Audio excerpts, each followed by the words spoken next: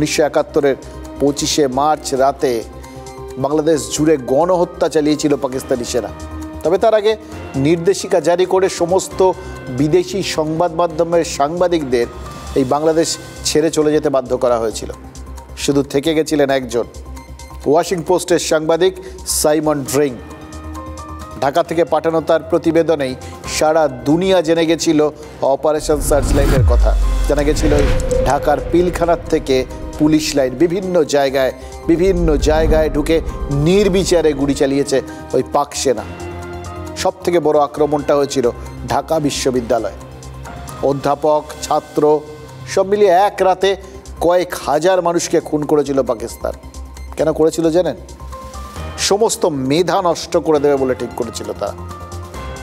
তাদের সেনাবাহিনী এই মানুষ খুনের পরিকল্পনারই তো নাম দিয়েছিল অপারেশন সার্চ লাইট।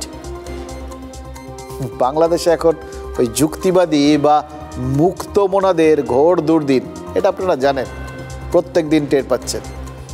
তাদের সর্বনাশ আর মৌলবাদীদের পৌষ মাস। কিন্তু তা বলে পদ্মা পারে কি বিচক্ষণ মানুষজন একদম নেই? যদি থেকে থাকেন তাহলে তারা নিশ্চয়ই ওই দুশ্চিন্তার যথেষ্ট রসদ পেয়েছেন, জানেন তো।